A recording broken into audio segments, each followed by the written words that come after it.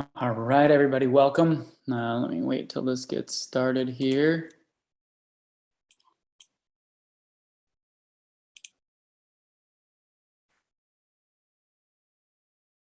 There we go.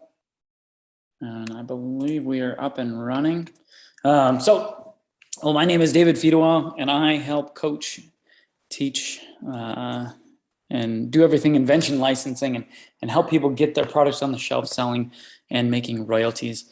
And so I've helped coach and teach over 170 people, 174, I think, 174 to get the products on the shelf selling well. I have licensed my own products. I have them out there selling right now, producing royalties. And so then I had quite a bit of trouble getting my own products started. And so that's why I started InventTribe, so I could help other people get their products licensed. So with the experience that I have and the experiences that I have, I can really usually help people through the process of getting their products licensed. And so I do these public Q&As so that I can reach out to a bigger group of people, so people can have that knowledge available to help them get their products licensed. And so if you do have any questions, type them in. This is live streaming onto YouTube, Facebook, and LinkedIn. I had to think about it for a minute here. Let me do my stop share here.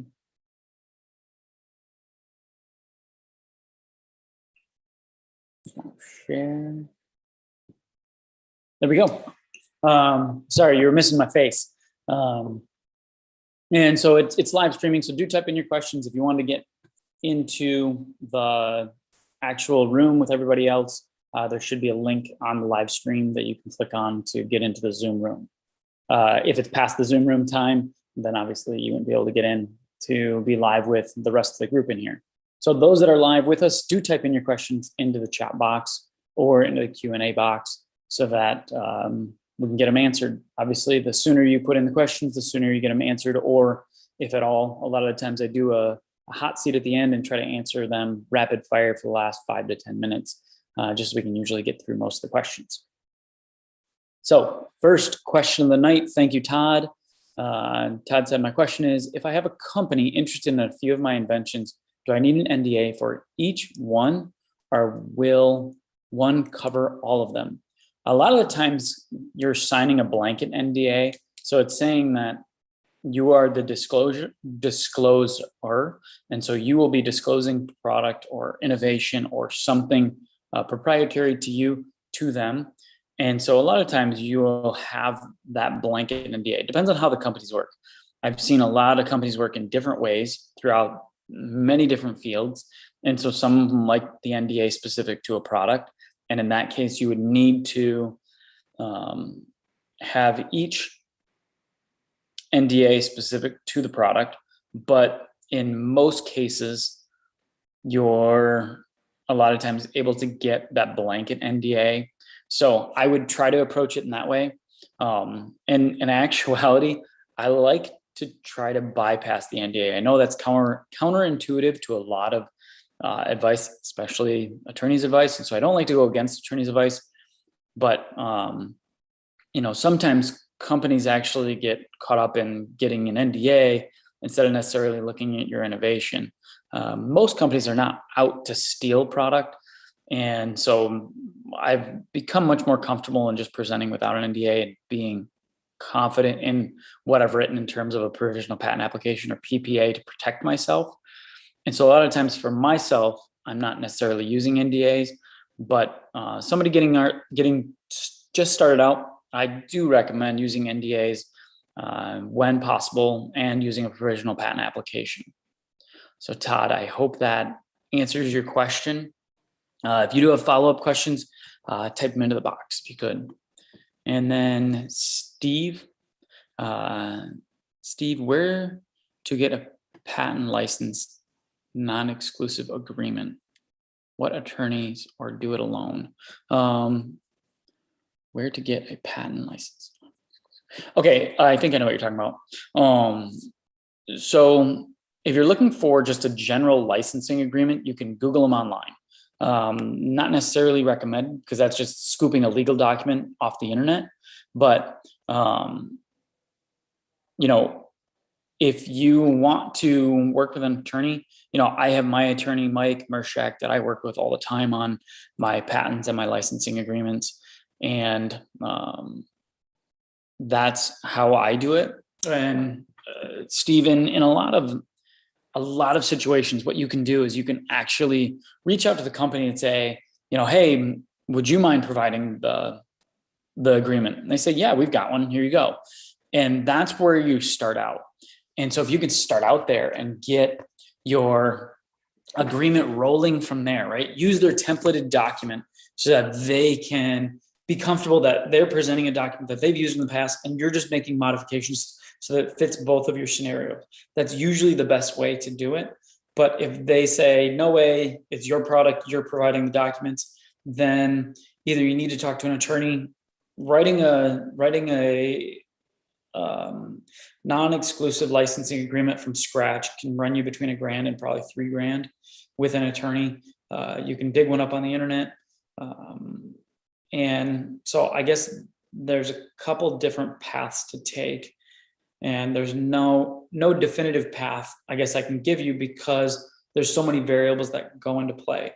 A lot of the times, if you've already gotten to the point where you're negotiating a licensing deal, it's pretty good to invest in specialists, as in coaches or attorneys, so that they can help you through this process. And you know, that's a lot of the times when I say, you know, it's really time to invest, because the couple $1,000s that you can spend on the front end really can make a big difference in the outcome that you have in the agreement for the long run. And so I do always recommend to a lot of people to make that investment at that point. So Steve, I hope that helps. If you have any more information on it that could fill in the gaps, I'd love to kind of answer more for that if I could. So thank you, Steve. And then Edmund, aloha. I think this is the Edmund from Hawaii that I've worked with in the past. Possibly, if you want to type into the chat box. I think you recommended staying to 1 to 2 product fields. What? Yes, indeed. All right. I'm glad you're here, Edmund. But what do we do if we have a product all over the board? Auto safety tools, games, toys, pet products. So it's not necessary. Well, okay. So let me answer it this way. If you're just doing this for fun, go all over the board. Sprinkle where you want to sprinkle. It's more of I get to live in the moment, and I get to, you know, do the things I want to do, right? You get to be all over the place and be in different fields. But if you're looking to monetize and you're looking to start making money at it, the reason I tell everybody it's being a a category specific inventor is you just monetize more products faster. And the reason that is, and I know you've been in the game long enough, Edmund, to understand this, is when you go to pitch a product to a company, it's 1 to 3 months at a minimum of contacting, emailing, reaching out, following up. And you finally get this little pool of about 1 dozen to 2 dozen companies that have now answered your email, will look at your innovation and correspond with you. And so let's say you take 2 to 3 months of work to kind of get through your sell sheet, your video, your provisional patent application filing, and then you're 1 to 3 months, sometimes 4 months into pitching the product, right? You're going auto safety, and you get all these contacts. You get your, let's say, 2 dozen contacts, which is pretty good for, you know, 3-month time period of work. And you're like, all right, great. I got all these companies. I've now pitched my product and I got no's, but that's okay. I'm moving on to my next product. I'm going into games and toys, right? 1 to 2 months of prep, another 1 to 3 months, possibly 4 or 5 months of reaching out, following up, and building relationships with all these companies in this new industry. So that's, you know, one path that you take. The other path is you stay in the auto safety industry, where you've taken that time to develop the relationships to 1 dozen, 1.5 dozen, 2 dozen people. And then you think of the next product in the auto safety industry. And you say, all right, and you've made a sell sheet before, you've built a prototype before, you've shot a video, you filed a PPA in the space before. So you know the language to use, you know what kind of marketing to build. And so instead of taking 1 to 2 months to build those things out, you take, 1 week on sell sheet and 1 week on PPA. Well, then in the third week, you sit down for an hour and you email all those people your sell sheet. And then you get to start working on the next product. And that's the power. Like, people don't realize that, like, I'm recommending to stay in 1 to 2 categories for the benefit of making money and being productive in terms of being able to pitch more products. Because you've heard many people in this industry say this is a numbers game. And I don't mean it's just a numbers game in terms of amount of product, but it's amount of times you make pitches. And so that is where, like, you win this is by, if you stay as a category inventor. Edmund, if you stay in that auto safety industry and you get 12.5, let's say 18 companies that you have emailed, they email you back and say, you know what, we didn't like this product, but we'd love to look at more. You think of another idea. Within 2 weeks, you can have another product in front of their face instead of 3 to 6 months jumping to another category. And you do that in the auto safety industry 2 or maybe 3 times where you've pitched. Well, then they're like, hey, this Edmund guy, he's really given us some decent products. Let's get on the call with him and say, you know what, Edmund, we are looking for these specific things. We're seeing kind of a hole in our product line here. Can you help us out and think of some products here? I mean, that right there is magic to inventors. And all inventors that I tell this to, they're always like, hey, company, can you just tell me what you're looking for? And they're like, no, do your own homework.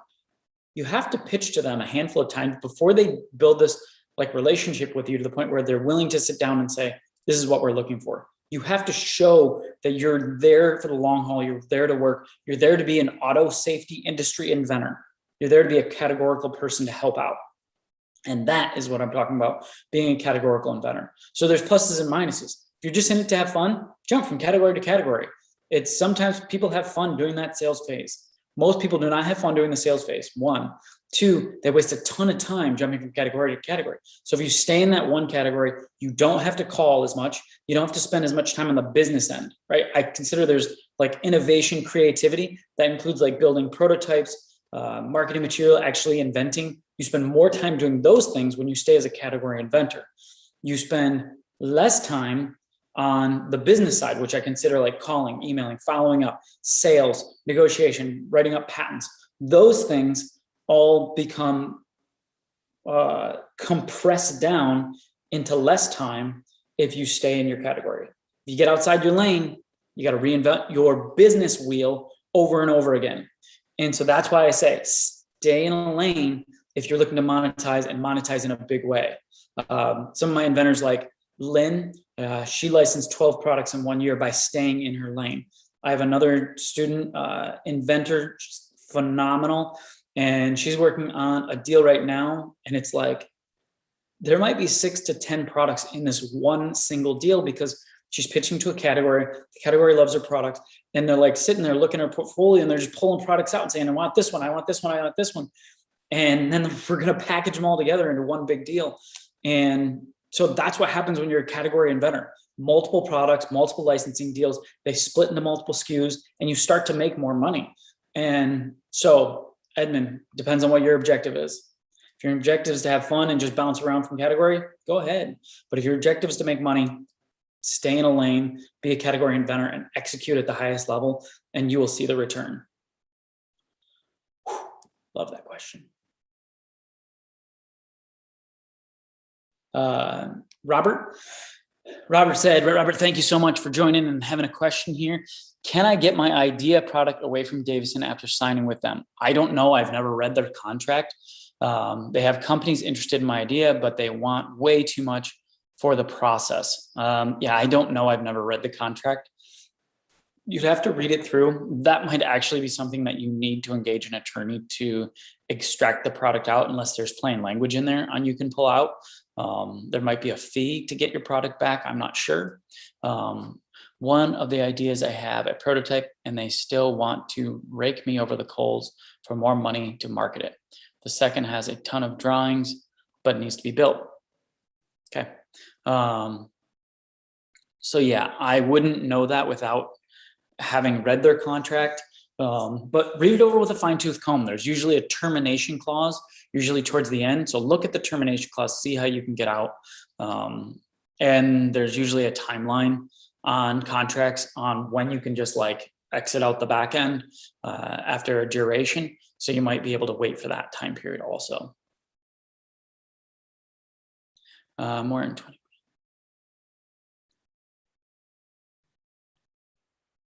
Edmund had some more comments. Yep, that makes a lot of good sense. Awesome. More on the 20% deal, making money, 80% process. Yep. Cool. Thank you. I have a question from LinkedIn. Thank you. Hello.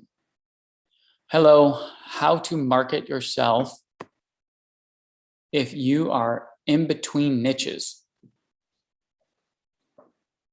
Fill me in a little bit more on in between niches. And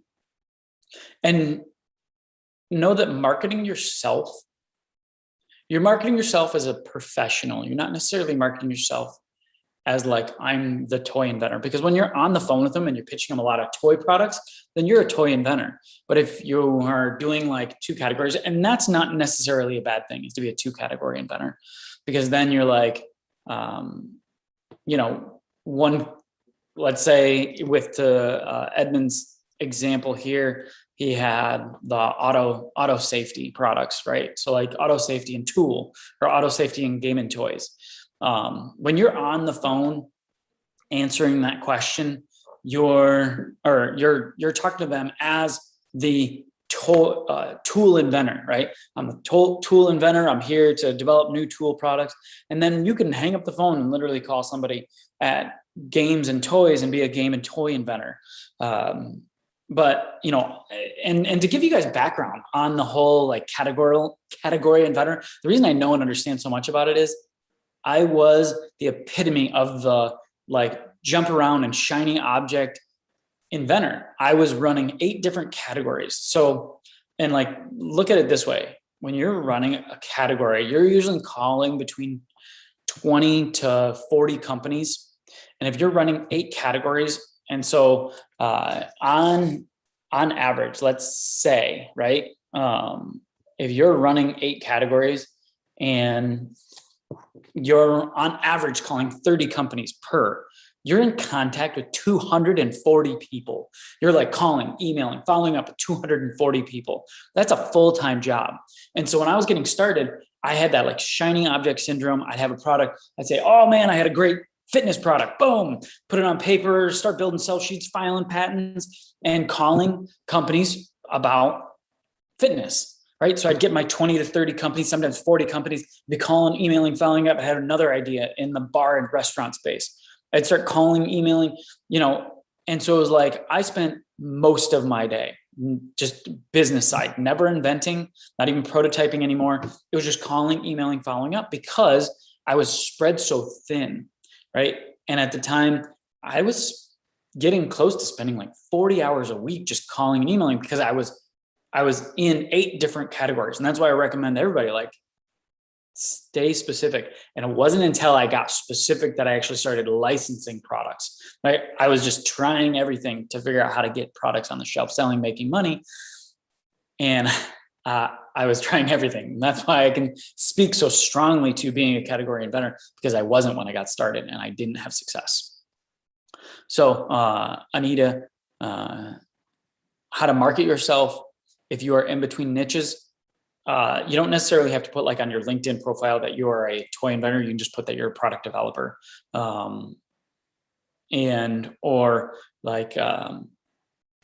Just put product developer. You don't have to get specific on it on like public profiles or on email signatures or anything like that. They just know like, all right, if they're pitching me a toy product and they say product developer all over their marketing, like essentially how they market themselves, then they just mean that they're a toy product developer. But that's how there's fluidity in being a product developer. You can be in different categories, with just being general with your statement. So like my inventing company is called Think Tank Innovation. I was specific about that because I was in so many different categories. I wasn't think tank toy inventors, because then I wouldn't be able to jump over to automotive, because I wanted to be able to spread thin before I knew what to do. So I hope that helps. I have another question. Let me make sure I got others here. Timothy. Hi, David. My issue is that I have a company interested in my product. That's not an issue. The company will need to bring in an additional company because of the two components needed for my product. Will I receive royalties from both companies? Ooh, okay, Tim, this is cool. Or Timothy, sorry. I've done and structured a licensing deal like this before. It is interesting. The way that it worked was there was a company that was making a physical product. They had nothing to do with apps. Another company, they're like, the physical product company said, we love this concept, but we are not going to touch this thing with a 10-foot pole. And so they're like, if you build out the app and you work with our team on making this all work together. And so essentially it became a three-way licensing deal where a third party was brought in. They got a cut of revenue because they were building out the app side of the physical product that accompanied it. And so, Timothy, depends on how this deal is structured, that you will either have your royalties cut in half because the company that is not generating direct revenue will need a cut of the revenue to make it all work, right? And so I like your question that you're hoping to get two revenues or two royalty streams, but that's not necessarily the case, because in one of the deals that I've done in the past, actually the royalty stream got cut in half because one person was manufacturing and selling the physical product, that once you bought the product as a consumer, you could then log into an app and it would link in. But that company that made the app needed to cut too. And so that's how that wheel ran around, but everybody made money. And so everybody was happy. And it depends. So you need to, hopefully you can send me some more information on, and Tim, if you'd like to email me directly, david@inventtribe.com, and fill me in with some more details. Hopefully I can help you kind of flesh out the components on how to put this thing together, because it is possible to get royalties from both sides. Both parties would need to know about it. I mean, that's, I guess, the ethical way to do it, or the ethical way to put the pieces together. And so I guess that's how I would handle it, is I would get, you gotta send me more details, because I guess here's the other part. Who is selling it? Because if one company is selling it, like if another company is building a component and then selling it to this company to put into it and then sell it to the public, then you'd only get one royalty. A lot of companies do that. That's actually a common thing where they're buying parts and pieces from other companies. But it depends on how that second company is involved, that you would be able to generate a second set of royalties. Like there are scenarios where like company A buys, makes, manufactures, and sells a product and a version of it. And then they sell it to company B that is rebranded and then sold again. But you'd still only have one single royalty stream, typically from company A, because it's on the sale from company A to company B that you would get your royalty cut. You wouldn't necessarily get a cut from company A and B in that scenario. So Timothy, I hope that helps. I hope that can fill in some of the gaps, but it depends on really how you structure this deal is the way that you can figure out how the money flows. Because once you know how the money flows, then you can figure out how the royalties can get cut from either a single company or both companies. I hope that helps. Do keep the questions coming in. Check here. All right, I've got another question. Hello, David. This is Ray. Hey, Ray. I hope all is great. Does this Biden administration going to hurt manufacturers to take on the inventions? Okay, so not to be political at all. Not necessarily leaning one way or the other on this, but to give you my answers on this, it's interesting. So there's, with COVID, with everything that's gone on, there's been an apprehension for companies to move forward on products. So over the, since the beginning of 2020, you pitch a product to them, they say, yes, we love this innovation, but we're hesitant on bringing it forward because we don't necessarily know. There's big question marks. And so to look at an administration, because like everybody thought that with Trump administration, it was going to be detrimental to manufacturing in China. And because of tariffs, they're like, oh, this is going to hurt licensing. Well, it didn't necessarily hurt licensing because products still got manufactured, products still got shipped, and people still bought things. And I think it's going to be the same thing with the Biden administration. Taking the hyperinflation story out of play, I don't necessarily know how that's going to play out, but the one thing that keeps products licensed are that consumers are still buying, which that I don't think will ever stop. But the thing that stops licensing, because then they're stopping looking at new innovation, is big question marks. And that's what really hurts companies, because like COVID hit, a worldwide pandemic, question mark. Should we be investing hundreds of thousands of dollars in new product innovation? We don't know, right? In a regular standard market, they have confidence in, all right, Christmas is coming, we can sell a lot of products. But when they say COVID's here, we don't know how this is going to work out, then they can't confidently say we want to invest in new products. So they just continue to sell what they've sold. And so administration or not, products are going to be bought. It's more on the confidence of companies looking at the forecast to say we're confident in what's going to happen in the future. If their confidence is in Biden and the administration, then they're going to say, yeah, let's do it. If they don't have confidence in the administration and what's going to happen, then licensing and innovation is going to pull back. So depending on which way you look at the economy and the current presidential administration is how you should look at, where licensing is going. I'm getting products licensed. My students are getting products licensed. And so I wouldn't say at this point that there's been a drawback, right? Over COVID, there was a lot of drawback. And now I feel that that is pent up demand. And so in the pent up demand, people want new products, right? And so I'm seeing more licensing deals, and hopefully that will continue to go up as we go into Q1 of next year and on through. And so that's really what I'm hoping for and looking to have happen. And so I look at smaller picture, and even to get more specific into the inventing world, right? Everybody knows, or at least if they're paying attention in this industry, the U.S. Invents Act, the invalidation of patents, that is a real thing that's going on in our industry right now that is, in a way detrimental to individual inventors.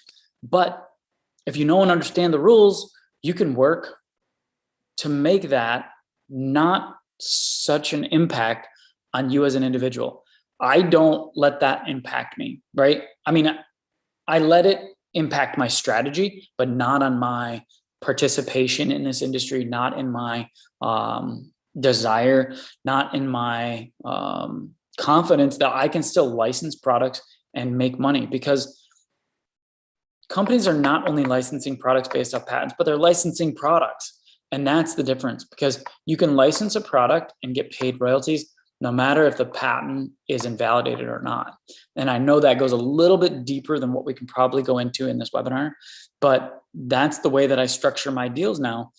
Because if you base your licensing deal off of a granted patent, well, now with the PTAB and the PCT, or not the PCT, but the PTAB, and the whole process of invalidation, if your licensing agreement contract is based off you having a granted patent, well, then you can have your product go well, goes in the market, starts selling, starts making money. Another company looks at it and says, man, this product's making a ton of money. Let's use the PTAB process to invalidate this patent so we can make it too without any competition. And then as soon as they file their filing, then your patent's considered invalidated and they can stop paying royalties. But if your licensing agreement or deal is based off of the product and not necessarily off having a granted patent at that time, then you can still continue to get paid and deal with the patent stuff. So it's possible. It's just, you need to know and understand how to move yourself forward through this market, through the changing laws and rules and administrations. You just look for the positive, you look for the light, and you continue to go towards those things. And obviously there's things that we don't know, but if we always look for what we can do, what we can't just kind of starts to disintegrate and fall away. And I'm pulling that from a Henry Ford quote.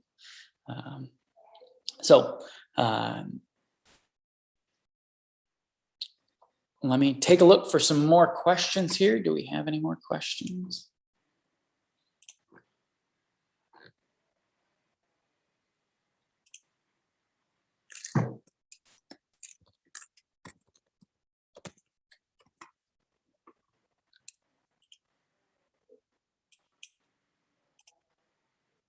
Sorry, let me click over here. This is probably going to give me like a reverb on my. Cut this audio.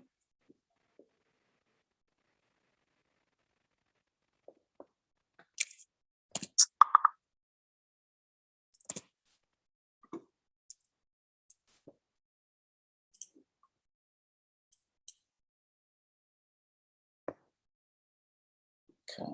I don't think I'm seeing any more questions. Yeah, more than 20%. Great stuff. Thank you, David. Thank you. Robert, have you ever used LegalZoom for any of your products? No, I have not. So the LegalZoom, Robert, are you talking? So Robert's question is, have you ever used LegalZoom for any of your products? No, I have not. I haven't used it for my filing for my LLC or any of my patent stuff. And Robert, are you talking for your PPA? If you're talking for your PPA, the PPA software on LegalZoom was created like quite a long time ago, 10 years ago or more. So from what I've heard, it's a little bit outdated. There's better softwares. Actually, I built a software with my attorney that's similar to like a, not LegalZoom, I'm trying to think of a tax software, TurboTax, H&R Block. If you ever use that software, very simple. It like asks you a question and then you type in your answer. Well, in our software, what we do is we ask you a question like, what's your title, right? And that's a pretty simple question, but that's actually pretty complex because people don't necessarily know how to write titles of patents. And so we have a 15-minute video, me and my patent attorney explaining how to write a good title for your invention. And then it goes through examples. There's like 10 examples of different titles that are good patent titles. And so then once you've watched the video, you've read the examples, you usually can fill in the blank where we ask what your title is. And then we ask what's your description, how to do actual drawings. So we created a software that's like that, H&R Block or TurboTax type software where you put in your information that's to your patent. And then when you click submit, the document is created that you then file with the USPTO. And it's not just the text that you put in, it adds in a bunch of the legalese that is commonly found in provisional patent applications. And so, no, I've never used the LegalZoom products or software, but I guess I've done it myself. So, Robert, thank you, though. David asks, I've been contacted by a venture capital company that wants money to pitch my invention to investors. Is this a good idea to pay money for connecting to investors? Typically, no. I don't understand why a venture capital company would want money from you to pitch to get investors. That doesn't necessarily make sense. to me, because venture capital companies are usually looking for more like equity, and they're looking to give you money. So they don't sound like a true like venture capital company. They just sound like a pitch deck company. But here's the thing, David, it depends on what you're looking to do. Like if you're looking to,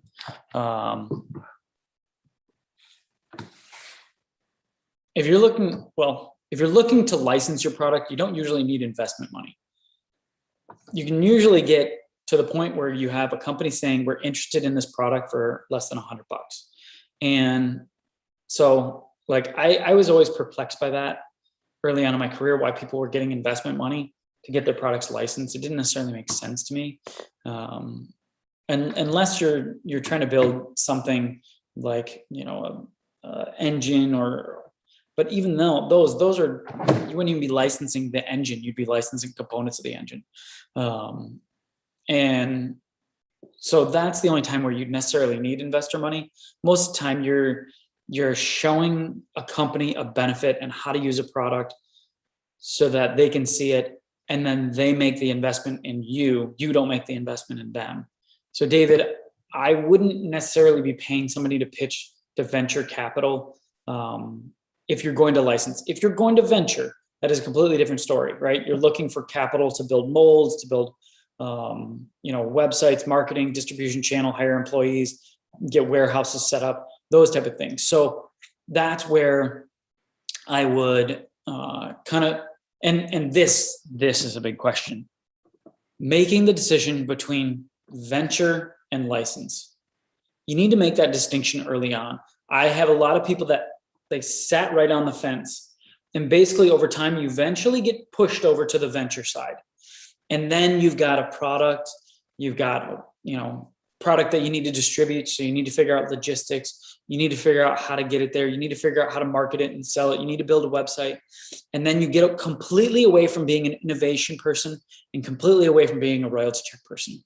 I myself set kind of like this stake in the ground that said, I'm going to be a royalty check inventor. This is the path I want to take.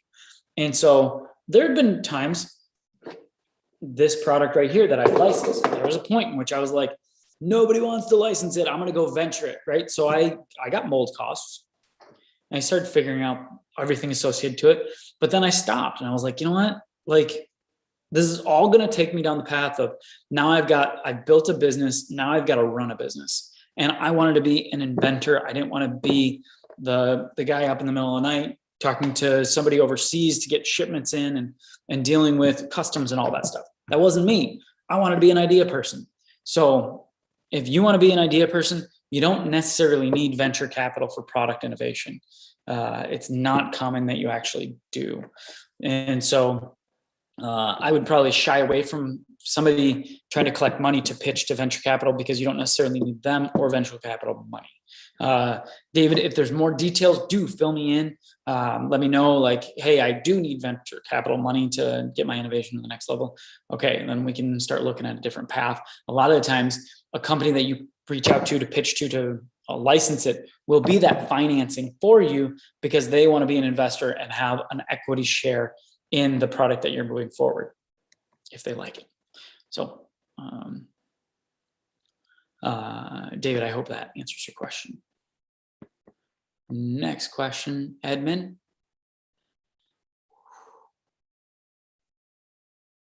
Edmund said, what have you noticed to be the hot category to focus in lately?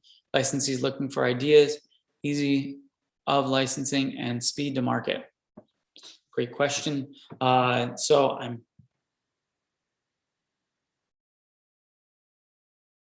sorry, I got the follow-up from David, but I'll answer Edmund's question, then we'll circle back. So hot categories right now, direct to consumer products. And so it's interesting as an inventor right now in this direct to consumer market, because you're working with smaller, more customized products.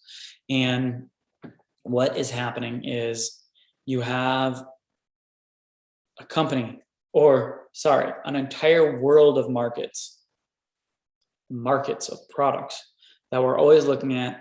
All right, how do we make something cheap and simple to use that we can put in front of people. And so that they can understand when they're walking down an aisle and they see, hey, I get that, I want to buy it, right? So simplicity was king. You had to be able to communicate it on packaging. You had to be able to sell it at a good price point, and everybody had to make a margin.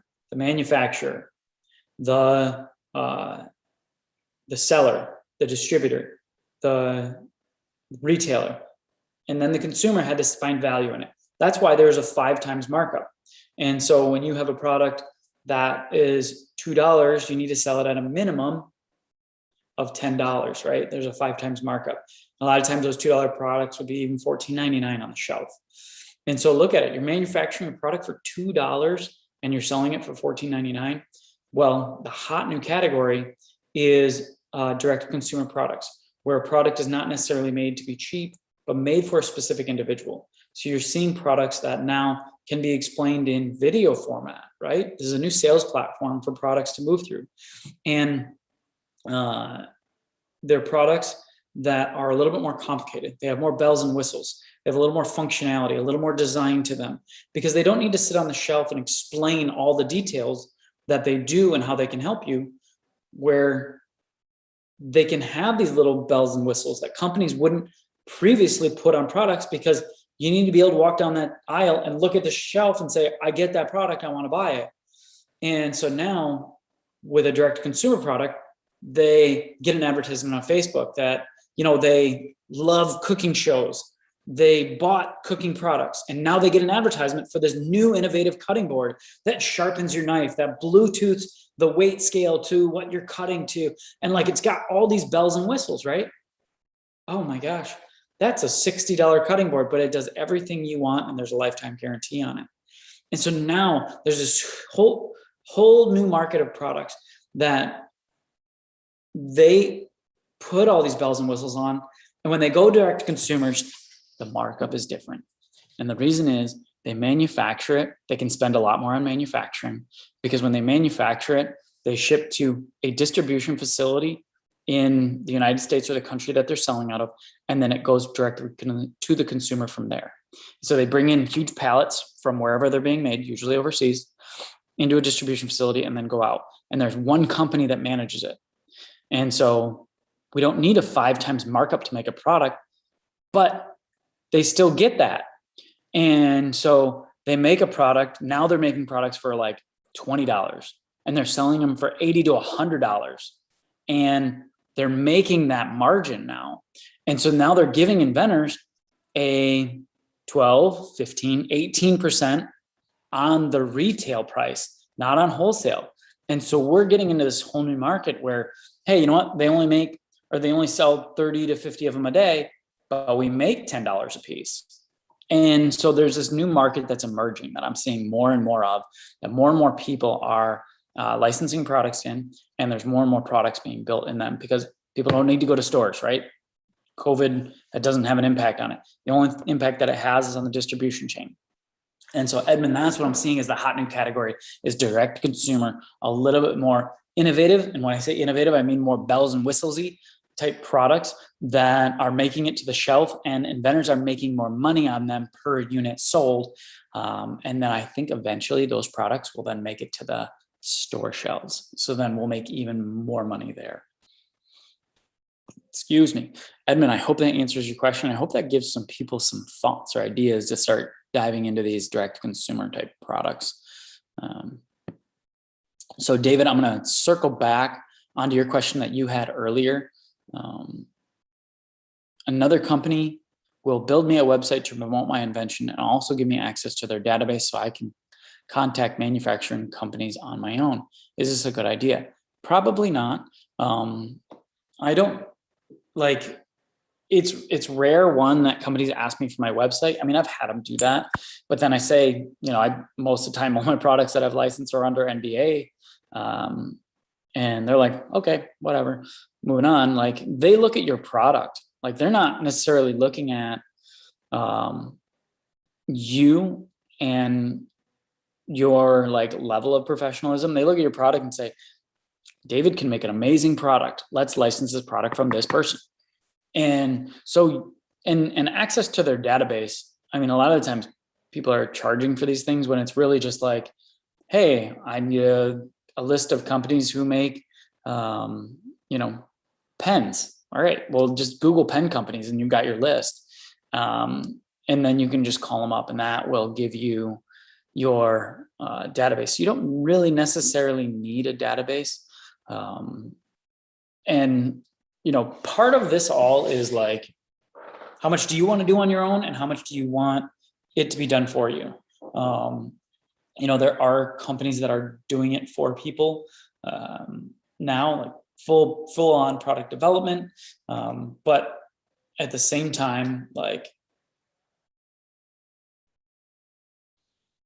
you don't want to necessarily develop your product past a certain point because you don't know if it's sellable, right? Find out if it's sellable first, get the sale first, and then move to figuring the rest of it out. So I wouldn't build a website. I never have my students license, or the ones that have licensed products have never built a website.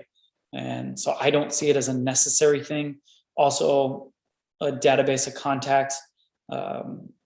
You can build on your own for a couple hours. So I guess it depends on how much you want to spend there.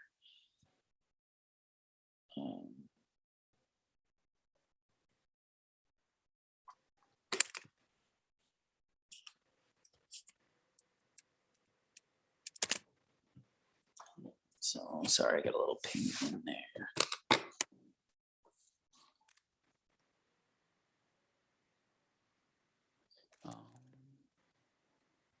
So David, sorry, I hope that answers your question.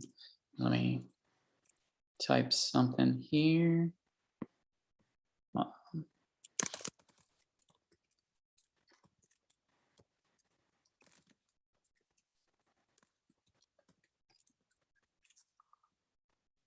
right, next question.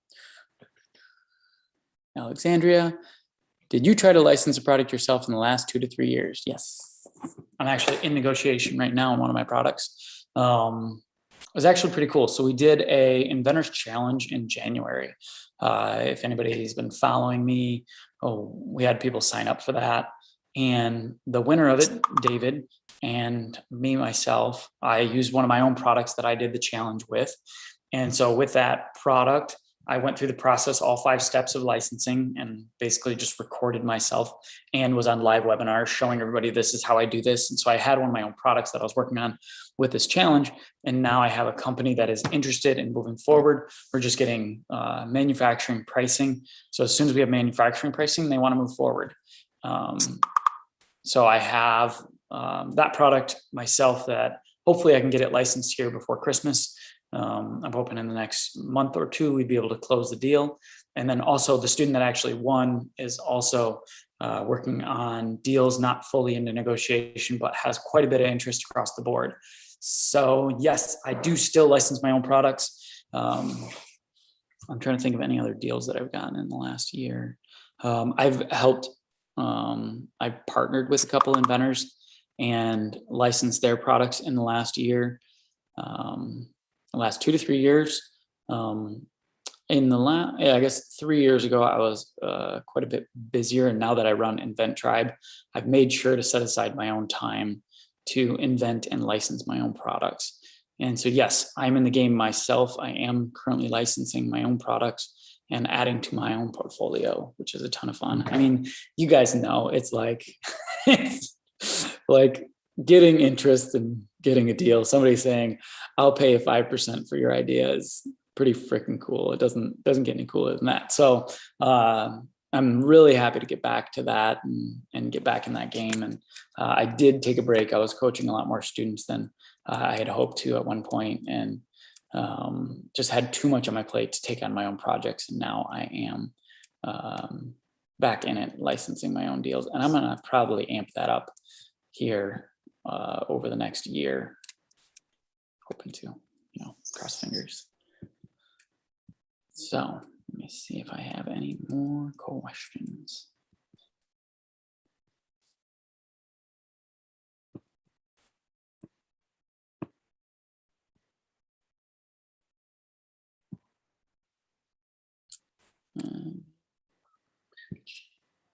I do not see any more questions. questions?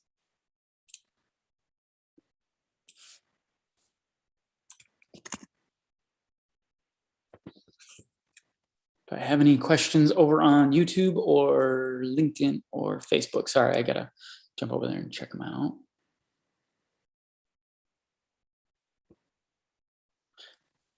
Does not look like the case. Oh, I do. I'm curious to know a ballpark idea of number of rejections versus ideas in negotiation versus closed deals. There is no real deal on that. So let me read that question out loud again. I kind of mumbled that to myself. So I'm curious to know a ballpark idea of number of rejections, ideas versus negotiated ideas versus closed deals. That's a great question. And I'm going to give you the best answer I can. I tried 18 products before I licensed one. That scares the crap out of a lot of people. They're like, oh my gosh, I got to do this 18 times before I can get a licensing deal. That's not usually the case. Most of my students that do license products usually license products number 3 or 4 because they have a process, right? They have a process laid out in front of them and they just have to follow it. And a lot of the times, number 1 project, people have a lot of assumptions that they're going into this business that they're like, oh, it's all about the product. I've got to have this great ingenious product. Well, that's not necessarily the case. Like once you pitch the first product, you learn that. And then you go about and you learn that it's not all about the product. It's more about the pitch and the profit margin of the product. And if it's profitable innovation versus just an innovative product. And so you go through that, right? With the first product, second product, you learn a little bit more about what's a profitable innovation. Third product, a lot of times people are licensing it. Third, fourth product in there. And so with me, I had a lot more trial and error. I didn't have an exact system like this to follow. And so I had 18 products that I tried. But here's the crazy part. This is the part that gets everybody, is I licensed number 18, number 19, and number 20. So once I figured it out, I licensed products right in a row because I figured out how to license products. And so once you learn this, once you can stand at the top of the mountain and look down, you understand what you did wrong. And here's what I did. When I got to the top of the mountain, I looked down, I saw all out of my 18 products that I tried. I was like, I did that wrong. I did that wrong. I did that wrong. And so I actually went back and I picked those products back up. I fixed my problems and I went back and I relicensed it. And so it was all these things that I was doing wrong, but I didn't know until I got to the end to understand that I was doing the wrong thing. In the process, when I was learning how to license products, I assumed that it was the licensee's fault. I assumed it was their fault that I wasn't getting my products licensed because I'd present them what I thought was a great sell sheet, great marketing material, and they weren't licensing it. I was like, what's wrong with them? And in reality, I should have been like, what's wrong with David? What am I doing incorrectly that they're not moving forward? Once I hit that number 18 and licensed my product, the mirror flipped, right? I saw myself and then I saw what I was doing wrong. And once I saw those things, then I went back and I picked the projects I saw, oh, I went wrong here. And that was an easy fix. So I actually went back, fixed those problems. And then I went and repitched the product and got a licensing deal. I went back and picked, one of those 1 through 18 products. I was like, oh, fix that. And went back and repitched it and got a licensing deal. And so then a lot of times you're saying rejected ideas to negotiation to close. So rejected ideas, you can usually get, if I were to ballpark it, if you get 3 to 4 products in one category, you usually can get to negotiation. If you can get 3 to 5 companies into negotiation or into interest talks, you can usually close a deal. Those are my ballpark numbers. I've never given ballpark numbers like that, but that's what I've seen. If you can get to that point, it's a numbers game, right? And so I hope that gives you an idea of like, all right, this is what I got to shoot for. I got to get to be a category inventor. I've got to pitch 3 products in this category. I pitch 4 products in this category. If I can get interest on one of them, then I can get interest from 4, 5 different companies. Then I can close a deal. That's not that hard, right? That's making it look like, hey, this is realistic here. And so I hope that helps. I hope that gives some clarity into the process, because a lot of people, they say, oh, I'm going to pitch one product here, I'm going to pitch one product here. But yeah, you can do that all day long. but I'm saying you stay categorical. You do 3 to 4 products in one category. You can get one with interest, and then close a deal. I hope that helps. And then Robert said, what's your average product royalty percentage? I'm going to make this the last question of the night, unless we get a quick one that pops in. Your average royalty percentage, depending on category, right? Category is important. 1 to 2% for disposables like toilet paper, packaging. Those type of categories get lower royalty percentages because the volume is much higher and their margin is higher. A normal consumer product, you're looking at 3 to 7%, most of the time 5% of wholesale price. So you're looking at 5% of half of retail. So if a product sells for 20, your wholesale is 10, you're getting 5% of that, which is 50 cents per unit sold. And then the category that I was talking about, that direct consumer category, you're looking at usually 12 to 20% of